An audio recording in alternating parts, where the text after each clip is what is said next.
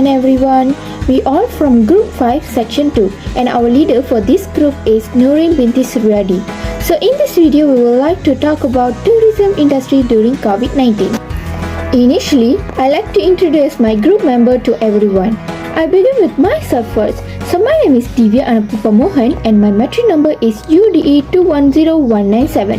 In this video, for my part I will talk about the introduction and impact of Covid-19 to the Malaysian economy.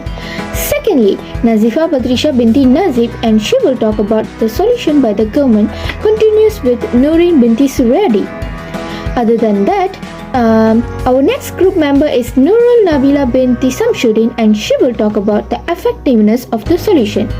Subsequently, Nur Aini Shamimi binti Tubarani and she will talk about the conclusion. Last but not least, Sharifa Nur Anisa binti Syed Rizwan will talk about recommendation.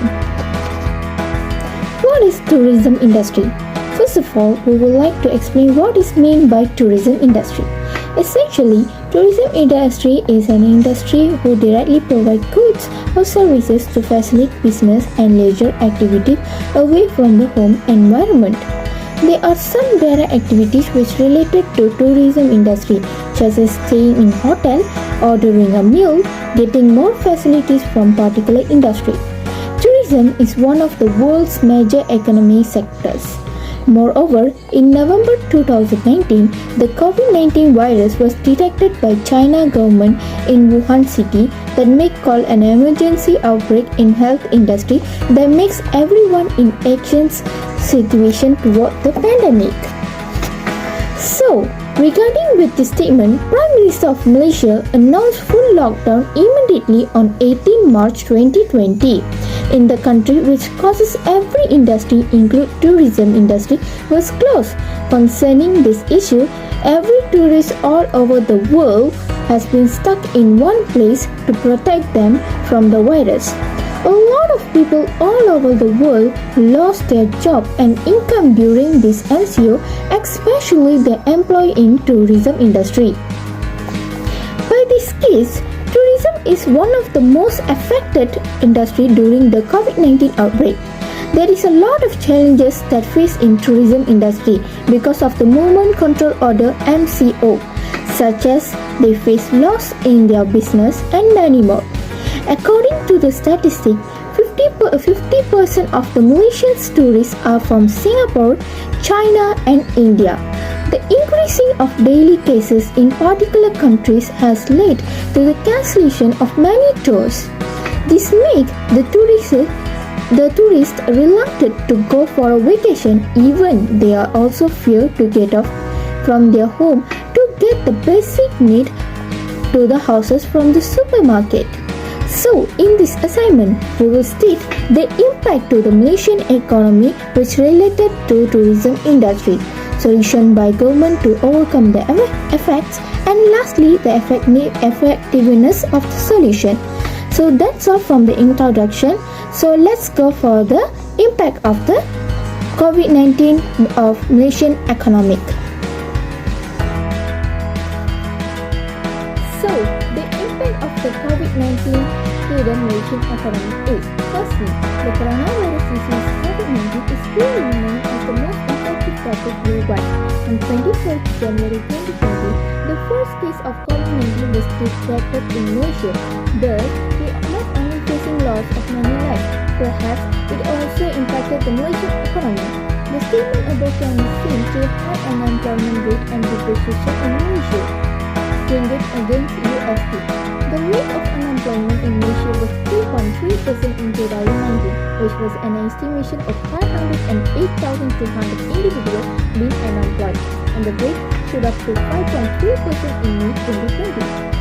On the other hand, the tourism sectors are one of the sectors that badly impacted during COVID-19 pandemic.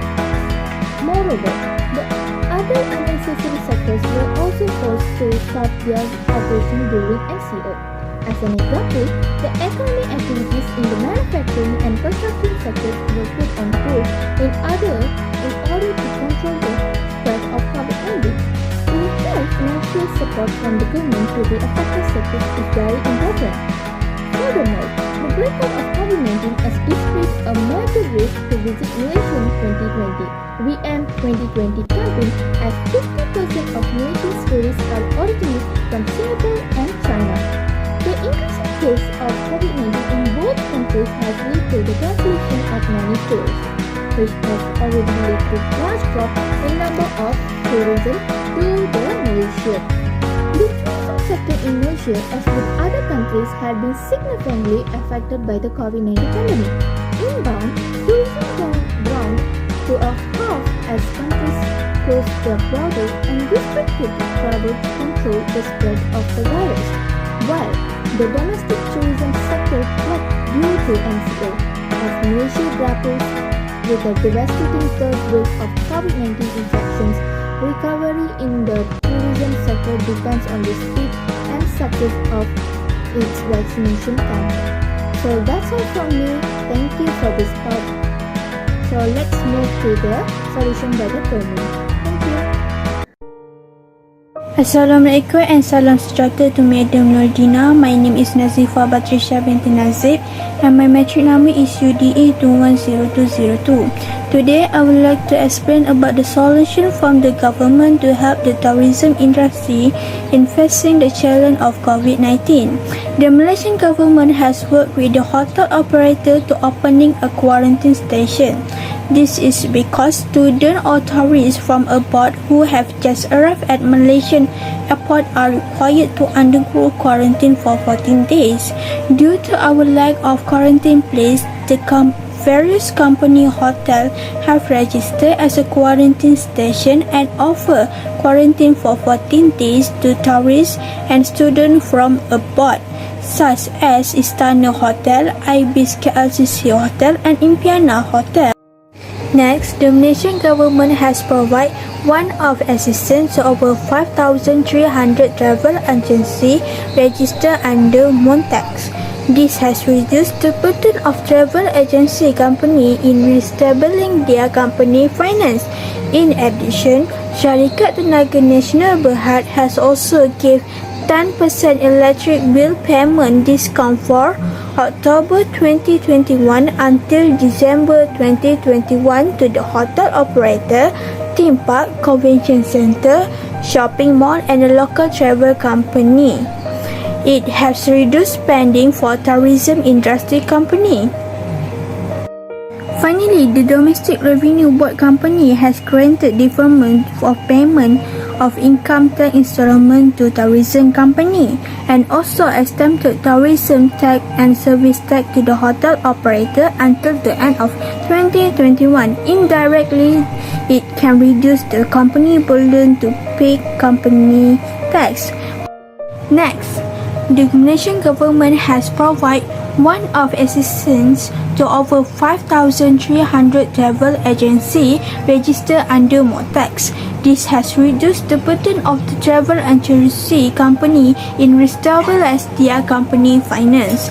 In addition, Syarikat Tenaga Nasional Berhad has also given a 10% electric bill payment discount for October 2021 until December 2021 to the hotel operator, theme park, convention center, shopping mall, local travel company and the travel tourism agency.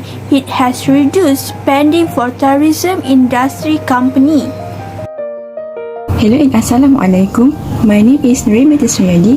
I am from section 2. My matrix number is UDE210098. Today, I will continue to explain about this solution by government. Another solution is government can boost domestic tourism. The country's tourism industry has the potential to be developed even during the COVID-19 pandemic season and in the new normal. If more people travel within the country, then it can increase the demand for goods and services as well as increase the national income. Flights to Sarawak and Sabah, and this became the starting point for domestic tourism. For example, the hospitality sector provides cheaper accommodation prices to give the community the attraction to stay there.